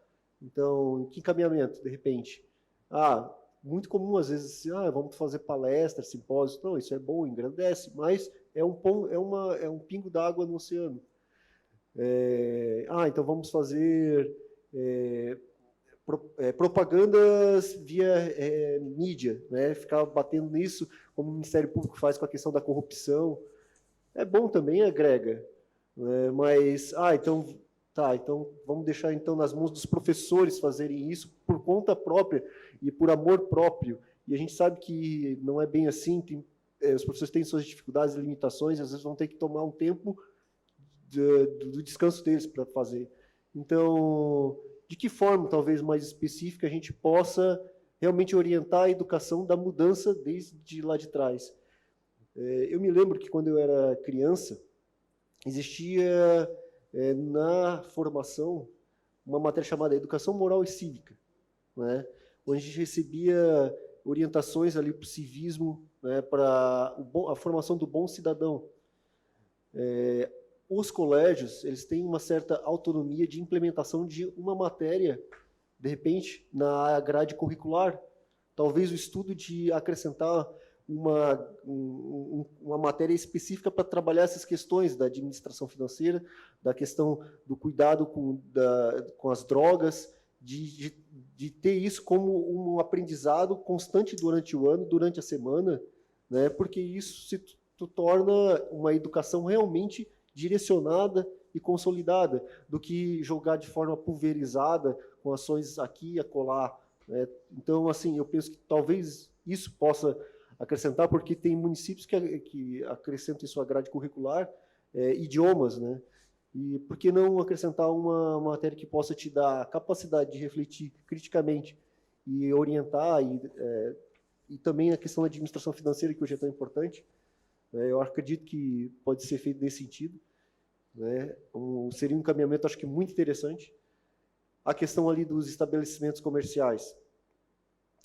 Como eu disse, os estabelecimentos comerciais, é importante eles se firmarem, mostrarem até para entender qual é o tipo de prejuízo que eles têm. Mas, como eu ressalto, os bairros mais pobres, eles têm são muito mais suscetíveis a todo tipo de situação. Então, quando a gente ali estabelece uma restrição, a gente, no mínimo, garante que aquele ambiente que está restrito, pelo menos aquele ambiente ali, existe um certo filtro, uma certa segurança, né? Porque não tanto depender da conscientização, ou depender exclusivamente, porque a fiscalização, às vezes, se ela acontecer lá no começo, na instalação do estabelecimento comercial, ou mesmo que ele já tenha sido instalado, mas reorientado para um horário de funcionamento, não precisa a fiscalização ficar batendo lá direto. Né? Se eu já tenho essa limitação, eu já evito um pouco da fiscalização e já ganho aquele espaço de mínima segurança, porque é fato que existe a vulnerabilidade nessas áreas. E essa vulnerabilidade não vai desaparecer. Um proprietário do estabelecimento, que já é alguém que já é de uma outra época, outra formação, e às vezes de uma outra cultura, de repente, daquela área ali, daquela localidade, não vai se importar em vender. Ele, talvez, no máximo, se não houver uma delimitação legal, realmente, normativa, ele não vai se importar. Essa que é a realidade. Então, o que tem que se pensar, para não ter prejuízo de uma forma tão macro, o que dá para conciliar? Eu posso ter, então, um bar próximo ao colégio? Tá, se eu puder, eu posso, tá. Então, mas esse bar ele não pode se ficar aberto no horário de ensino, não é? Ah, ele vai ficar aberto em horário de ensino, então agora tu vai ter que obedecer um distanciamento, não é? Existe áreas que eu posso, de repente, estabelecer 100 metros, áreas que eu posso estabelecer menos ou mais. Então, eu acho que tem que ser pontuado muito de forma, assim, pragmática, para não ficar tanto no campo das ideias, das ações reais que podem ser feitas, e pensando sempre, as crianças ali, elas têm ali, às vezes, um bar, uma mesa de sinuca, elas vão ser atraídas. Tem um caça-níquel, que às vezes está ali legalmente, tem um fliperama, elas vão ser atraídas para aquele. E tem os amiguinhos que gostam, vão atrair. Então, se tu consegue, pelo menos, isolar um espaço mínimo, já é algum ganho. Já é algum ganho. Talvez não seja tanto, porque vai trazer a bebida de casa e tal, mas tu tira uma área de risco, né? Tu aumenta uma área de segurança, até para furtos e tudo. Então, eu penso que, assim, a questão toda, a gente tem que talvez pautar uns estudos ali né, da área da questão econômica, mas sem pensar de forma prática e objetiva o que de forma direta na educação a gente pode fazer, que é permitido, que o MEC também autorize, o que é viável em termos de contratação, de repente, desse tipo de professor, que tipo de currículo ele tem que ter, o que é viável em termos de propaganda na nossa RBS, o que é viável em termos de discussões, ou trabalhos acadêmicos, não é? Qual é o conceito de estabelecimento de risco para a área de ensino, como pode ser mitigado o horário, e além disso, agentes de fiscalização. Vai ter uma expansão da quantidade de agentes de fiscalização? Vai ser aberto vaga, concurso? Qual que é a segurança? É comissionado, não é? É interessante que o agente de fiscalização seja um servidor público efetivo, para ele não sofrer influências, não é porque ele vai fiscalizar, de repente, um estabelecimento que tem um pouco mais de arrecadação, ou tem um contato, ele vai se sentir intimidado, como já teve gente que me falou. Eu já fui fechar festa aqui em Sara, e que o agente municipal disse que não ia fechar, porque pertencia ao amigo do prefeito. E aí, se ele ia ligar para o prefeito, eu ia perder o meu emprego, que era comissionado. Aí ele disse, não, tudo bem, mas eu vou fechar, com base nessa diretriz, desse poder que eu tenho. Mas, então, veja que são tantas coisas que estão interligadas, mas tem que sempre pensar de forma objetiva, para a gente não ficar só no campo das ideias. Olha, eu já vou aproveitar e vou colocar em votação. Quer contribuir? Quando eu digo assim, que o professor não sabe lidar com algumas situações, não é na parte assim do conteúdo, do científico, da educação, porque nós temos professores maravilhosos que têm ideias, projetos, que realmente é plantar a sementinha na escola. Quando eu falo assim, em situações que vão além mesmo. Quando o aluno chama um professor para contar alguma situação de casa, quando o professor está ali, ele não está preparado para encontrar um aluno alcoolizado na sala de aula. Então, são situações mais além. Quando ele vê na mochila algo, né? Como é que é feita essa abordagem? Quem que ele chama? A gente tem que preparar o nosso professor para isso. Ele vai chamar o conselho tutelar, ele vai encaminhar esse aluno para onde? Para o posto de saúde? É nesse sentido, assim. Acredito, eu sou professora, a educação ela é transformadora. É o nosso papel. Eu estou assim, agoniada, porque tudo isso né, o Manuel acompanha o trabalho com o Manuel, nós estamos ali à frente do Pramude, pensamos assim, lá no início, enviamos questionário para os nossos professores, para eles construírem conosco esse projeto. Tem que ser feito algo, mas é mais além, contar com a ajuda disso, assim. Não tem um psicóloga na escola. Eu chamo a mãe para a escola, a mãe, né, a família não vem. Como é que é mais além, assim, a educação. Parece assim, que me provocaram agora, assim, mas só para deixar explicado, assim. Eu acho que o tratamento social é importante, essa questão. Olha, eu já quero aproveitar e colocar em votação os encaminhamentos propostos aqui pelo Diego. Sim. Lembrando que o do Diego, agora vamos ouvir os demais. Porque depois a gente elabora melhor ouvindo a gravação, porque vai ficar gravado, né? Todas as falas do Diego são pertinentes. Mas seria aquela situação de tipo assim, eu estou combatendo um incêndio. Mas eu não fiz as questões anteriores que iam me proteger com relação a provocar um incêndio. Então, eu vou citar uma situaçãozinha bem simples. Vamos criar um distanciamento de uma escola e qual é o critério? Qual é a distância? O que é válido? Ocorre ou não ocorre? Quais são os outros caminhos que podem ser burlados? Porque todos eles que buscam essa situação vão criar isso. Concordo plenamente com a professora que tudo passa por um espaço de educação, mas também não gostaria aqui de responsabilizar apenas a professora. Temos outros espaços que a gente poderia atuar. Eu diria, quantas empresas nós temos em Criciúma? Milhares. Pelo porte, muitas delas têm CIPA. A CIPA tem uma preocupação muito grande com a questão da saúde mental, com a saúde dentro da empresa. E eu acredito que poderia também trabalhar num outro espaço, contribuindo por isso.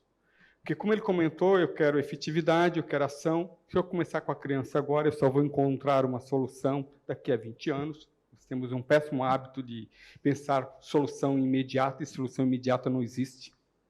O que existe é um projeto de longo prazo. Então, eu acho que qualquer tipo de proposta que comece por limitações, eu acredito que não seria um bom caminho. Eu acredito que teria que buscar uma proposta que traga espaços para que as outras pessoas venham ao encontro disso. Tá? É nesse sentido. Em todos os projetos que existem, as pessoas estão aptas, querendo ajudar. Né? E a gente tem que fazer é fomentar esses espaços. Eu vou citar um outro espaço que eu tive sobrinhos que participaram, e eu acredito que alguém tenha conhecido também, que é o espaço de escoteiros. Quer dizer, eu puxo um, puxo dois, está lá o pai e a mãe, e os pais e a mãe às vezes bebem, mas começam a participar de um espaço e que aquilo vai começando a se limitar. Por isso que eu ainda reafirmo que eu acho que qualquer proposta que vier surgir daqui, né, ela passe pelo espaço da educação. E nós temos que tomar muito cuidado com essa questão também, eu acho que a professora vai até contribuir nesse sentido. Nós temos o péssimo hábito de inserir tudo quanto é questões dentro da própria agenda educacional, e às vezes a gente se esquece do básico. É o básico que lá na frente vai garantir que ele tem alguns espaços e algumas possibilidades, inclusive, de acrescentar algo para a vida dele e que ele possa, de fato, se proteger. Porque o que a gente quer é que a criança fique os 2 turnos dentro de casa para criar essa situação, aliás, desculpa, na escola, para não ter essa possibilidade. Tá? Porque eu não estou aqui fazendo fala da Unesc, nem defesa da Unesc nesse sentido. Tá? Mas os bares na frente da Unesc só existem porque os alunos, em outros momentos, também frequentam o evento e acabam aproveitando aquelas situações. Também podemos até pensar numa proposta de como trabalhar esse aspecto. Mas não vai ser só dentro daquele espaço. Tem que começar também em outros espaços. De novo, na minha frase anterior, né, eu gosto da liberdade com responsabilidade. Quanto menos leis, melhor fica para todo mundo. Fica mais fácil de termos controle. Se eu não tiver consciência, não tem. Tanto que eu vou aproveitar para dizer o seguinte, né? Todo mundo gosta de falar de questões éticas. O que é ética no fato? Eu ter consciência que, mesmo não tendo ninguém me olhando, eu não vou fazer aquilo porque é errado. Que a partir do momento que eu faço porque alguém está me observando, a ética desaparece. Agora, eu sei da atitude, eu estou transitando, eu não jogo um papel no chão, porque eu considero ético não jogar. Não é porque os outros estão enxergando, então eu não vou jogar. Não vou jogar porque não é correto e não é certo. Todas as propostas estão extremamente válidas. Eu vou trazer até um outro elemento importante aqui que eu escutei essa semana, não sei o quantitativo, mas o Nodelo Lessa fizeram um comentário que parece que a Forcrir conseguiu fazer todo um empenho de 300 câmeras a serem instaladas no município de Criciúma. Se eu entendi direito a reportagem, me corrijam se eu estiver equivocado. Parece que não tem 50 instaladas. E possivelmente uma questão de efetivo, eu fico preocupado com isso, porque tudo envolve custos, e a gente tem que buscar alternativas que minimize a questão custo. Eu não parei para observar se na frente da Unesco tem alguma câmera, que é o foco que a gente percebe nitidamente esse aspecto. Tá? Eu não tenho essa consciência, porque a gente passa um hábito tão transitar que acaba não percebendo essas questões. Mas, de novo, me corrijam se eu estiver equivocado. Eu ouvi 300 câmeras e parece que não tem 50 instaladas. Tá? Questões legais que não me permitem que eu vá lá e eu instale para o próprio poder público fazer o uso, porque quem tem que instalar é o poder público. E o poder público tem que fazer edital. E aí ele não faz edital porque não tem dinheiro. Então, ok, obrigado. Muito obrigado. Bom, nós temos 15 minutos. Eu gostaria que nos limitássemos a esses 15 minutos para fazermos os nossos encaminhamentos. Então, vamos ver aí quem gostaria de contribuir. Vamos começar aqui por 1 minuto e meio, 2 minutos para cada um. Vamos lá, então.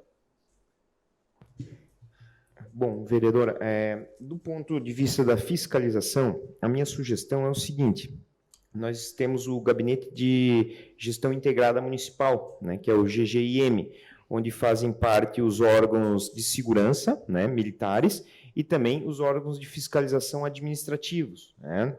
Esse gabinete, na minha opinião, ele era muito efetivo antes da pandemia, né, e aí com o advento da pandemia, em função de várias outras situações, né, relacionadas à doença, ele acabou sendo enfraquecido, né. Então, a minha sugestão é que ele retome efetivamente a sua ação, a sua operação, e esses órgãos passem a trabalhar novamente de forma integrada, né, com esses agentes de fiscalização, né, podendo se reunir e articular operações, né, ações, digamos assim, efetivas nesses locais, porque eu acho que, claro, a educação é fundamental, a gente está plenamente de acordo aqui, né, mas eu acho que a punição, né, a punição efetiva, né, para aquilo que já existe. Eu sou favorável com a fala do nosso colega, já existem legislações, né,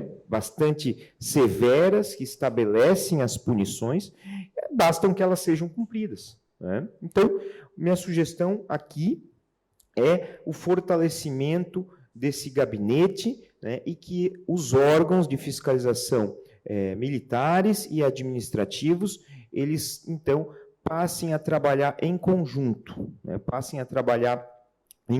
fazendo e aplicando as legislações, normas, regras que já existem.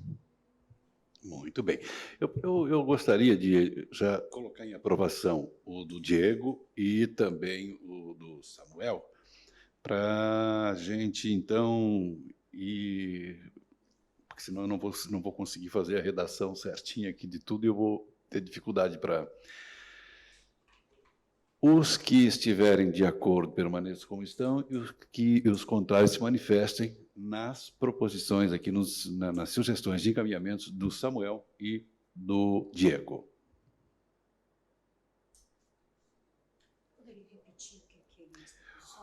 Tá. O Diego, ele colocou a restrição de horário para o comércio próximo às escolas, como também o distanciamento quando possível, né? Colocou também o conceito de estabelecimento de risco próximo às escolas, que eu acho que é bem interessante essa... E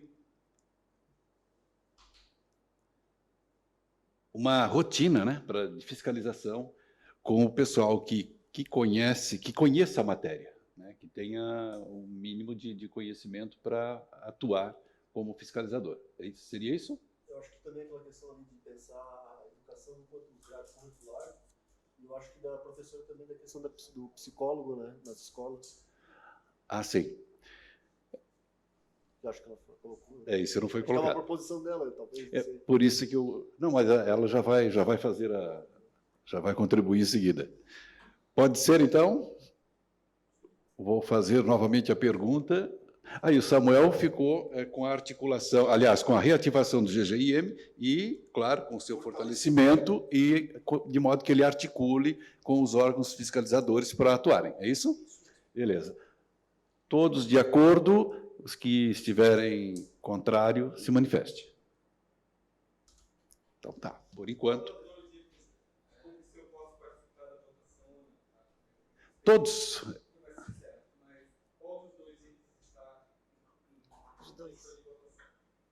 Não, todas as sugestões, todas as duas sugestões, que eu não quero deixar acumular para a gente não...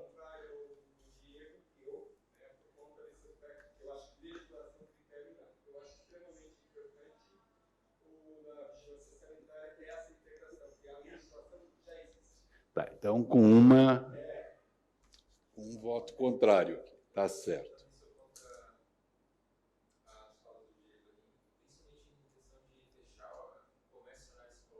Certo. São de horário. É, justamente por isso que eu já pedi para fazer, porque vai ficar... Patrícia, quer me ajudar aqui? Porque senão eu não consigo fazer. Eu tenho que ter alguém que faça pelo menos essa redação melhor aqui. Não, por isso que eu estava fazendo individual, para não perdermos o foco. Tá, então vamos lá. Voltando aqui na questão do... Vamos fazer? Tu consegue fazer a captação? É que eu não fiz a anotação. Não, eu fiz aqui a anotação já. Tá. Então ficou... eu ia fazer... A rotina para fiscalização... Ou então, já que vamos fazer ponto a ponto, vamos ouvir todos primeiro. Porque vai que algumas se... Na verdade, nesse momento, é favorável ao contrário. Eu queria fazer individual para a gente não... Mas então, vamos fazer ponto a ponto, então. Vamos lá. Vamos fazer todos primeiro, e depois a gente, se tiver alguma coincidência aqui, a gente já exclui. Tá.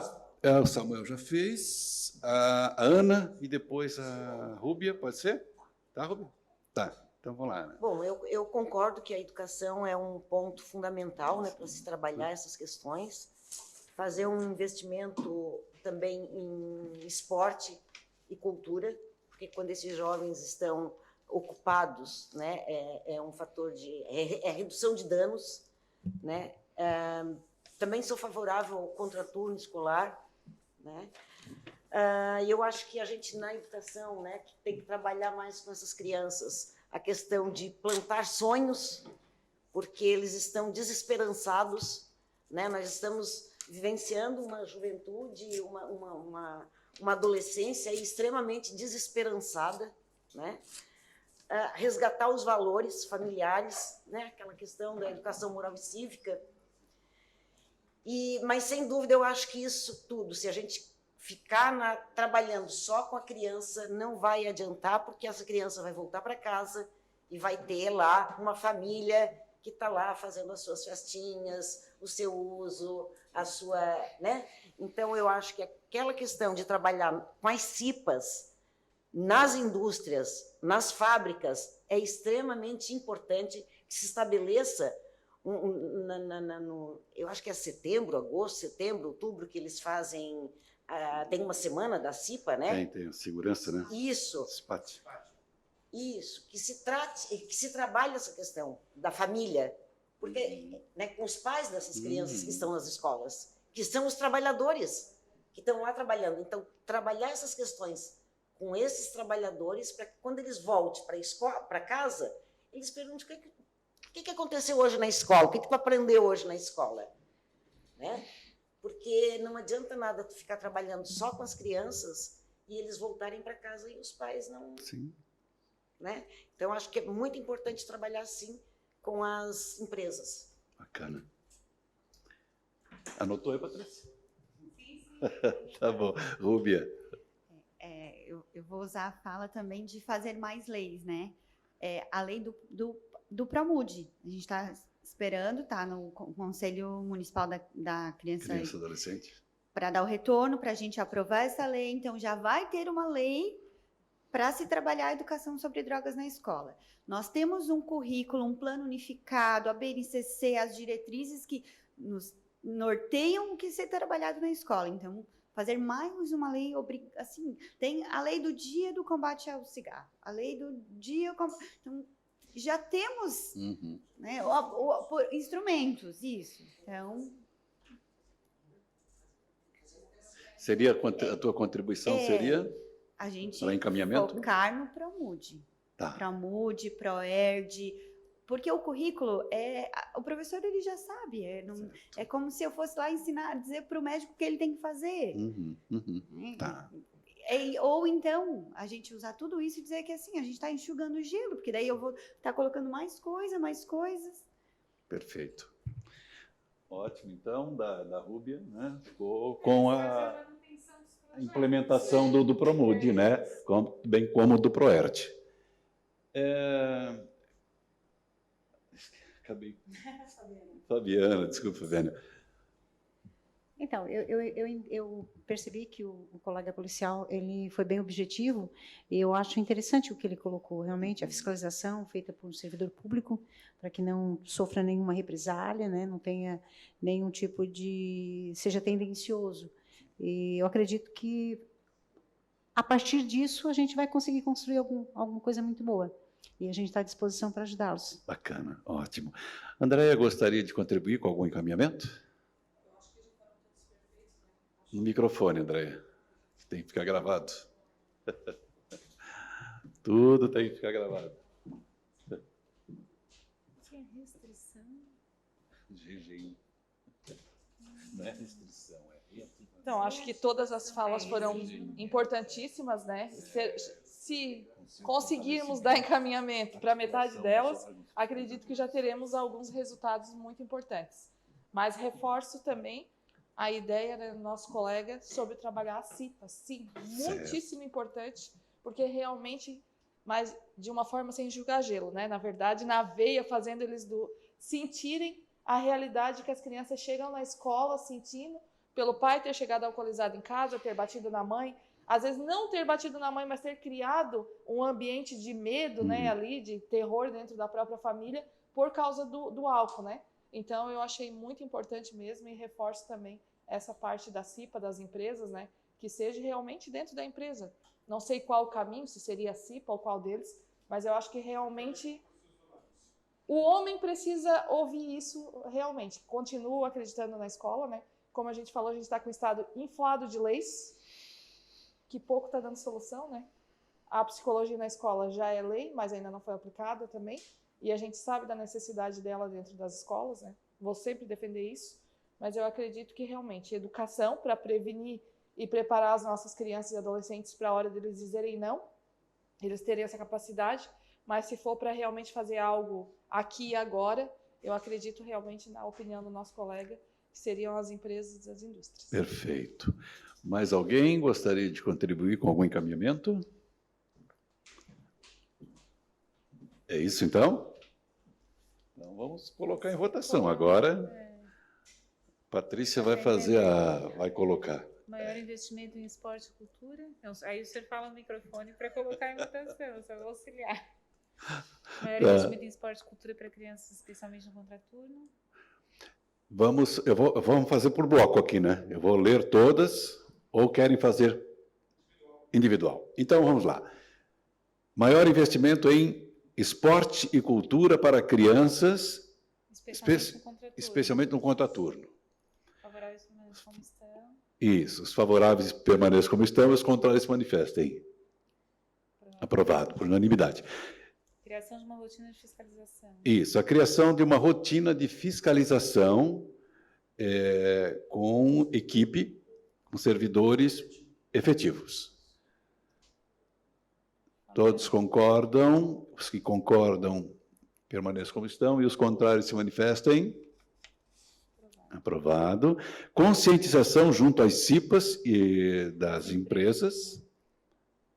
Da mesma forma, os contrários se manifestem, os favoráveis... Eu só queria fazer uma ressalva, Sim. porque a questão da conscientização das CIPAs nas empresas, até porque eu trabalho com direito empresarial, Sim. eu entendo que é uma ingerência na empresa. Então, eu não sei como que o poder público vai implementar isso, justamente porque a gente chama de normas internas corporate, né? Então, é a empresa que vai definir. Então, teríamos que deliberar um pouquinho mais para ver de que forma que isso realmente vai ser instituído nas empresas.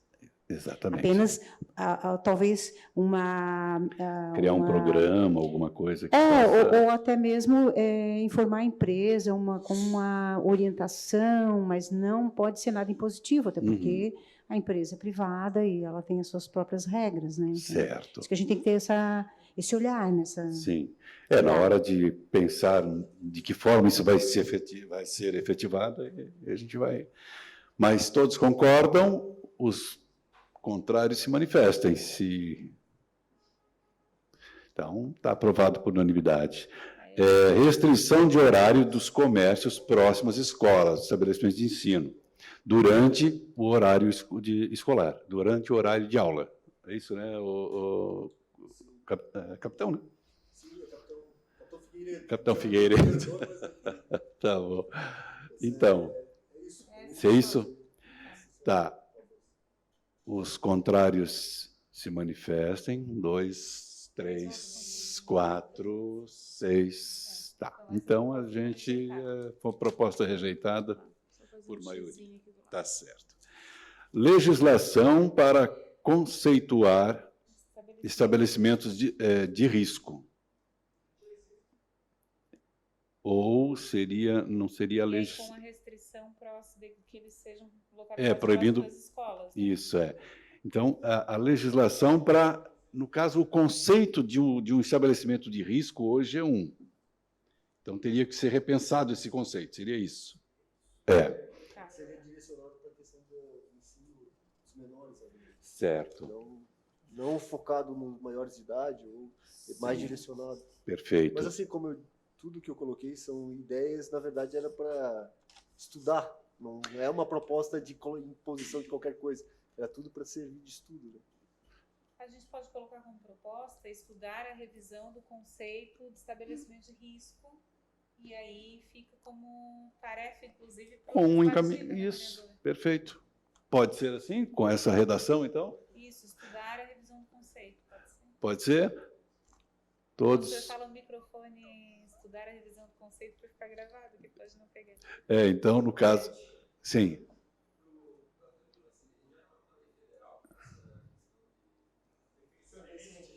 Sim, depende do estabelecimento risco sanitário, né? Você se refere ao risco sanitário? É que depende qual o risco que a gente está falando. Em termos de risco sanitário, sim, nós temos a classificação clara do que é alto risco, médio risco e baixo risco. Mas eu acho que o risco que está sendo colocado aqui é o risco para Não existe previsão para conceito de risco na área de ensino. O conceito de risco na área do ensino, né? É isso que está sendo colocado aqui, para conceituar que tipo de estabelecimento oferece alguma ameaça, né, para o estudante, para o menor, para enfim. Criança e adolescente. Eu acredito que esse é o colocado aqui, né? De qualquer maneira, a proposta de um estudo acerca da possibilidade de revisar esses conceitos. Isso. Então, não é uma proposta de revisar agora, é estudar a possibilidade de. Aí essa legislação vai ter que ser revista, federal, até competência municipal, enfim. Só para a gente não aprofundar aqui, porque a gente já estamos com encaminhamentos, porque tem coisas que a gente não consegue aprofundar, né? Sim. Em razão do tempo. Bom, os contrários... Pode ser? Os favoráveis permaneçam como estão, os contrários se manifestem sobre o estudo do conceito de risco desses estabelecimentos próximos aos estabelecimentos de ensino. É isso? Sim, seria isso. Muito bem. Aprovado por unanimidade. E agora a penúltima, implementação e fortalecimento do programa ProMude e ProERD nas escolas. Isso foge acho que dá um pouco da alçada. Que... alçada. Sim. Incluindo o ProERD. Sim. É que a gente coloca isso ver de que forma a gente pode contribuir depois, né, para que isso realmente... Exato. Pode ser estudado. Só temos 1 minuto, tá? Só para acrescentar um item aí, coloca a possibilidade do estudo de criar multiplicadores. Porque, como os próprios dados que você apresentou, nós somos privilegiados em algumas escolas. Certo. com a criação de multiplicador, essa propositura de um programa. parte de mim. Não, sim, mas eu digo como encaminhamento aqui da audiência. Aí depois a gente vai ver como, de forma isso pode ser viabilizado. Porque a propositura de multiplicadores que não recebem a... Sim. Existe um motivo de por que os multiplicadores são policiais. Né? Sim. Então, Tá. eu, na hora de votar, eu vou manifestar contra nesse item. Tá? Em relação ao PROERG. Tá. No PROMUD. Tá. Sim. Então, para aquilo que é municipal, né? Porque a gente não tem ingerência naquilo que é estadual. Certo. Então, a implementação, fortalecimento do PROMUD e do PROERG, mas especificamente sobre o PROMUD, multiplicadores. Isso. Todos concordam Então, está aprovado por unanimidade. Reativação do GGIM e fortalecimento do mesmo e, claro, para que ele possa articular junto aos órgãos fiscalizadores uma fiscalização mais Vai programada, né, vereador? Fortalecer, ele já existe, né? Apenas fortalecer, né, o grupo. Então, os contrários se manifestem, os que concordam aí permaneçam como estão. Aprovado por unanimidade. Bom, gente, chegamos ao final da nossa audiência. Quero agradecer em nome da Câmara Municipal de Criciúma a todos que aqui compareceram e contribuíram, participaram. E informo que o resultado desta audiência pública poderá ser convertido em proposições legislativas e submetido à apreciação da Câmara Municipal de Criciúma. Portanto, nada mais havendo a tratar, declaro encerrada esta audiência pública, desejando uma boa noite, ótimas festas de final de ano para todos. Muito obrigado a todos.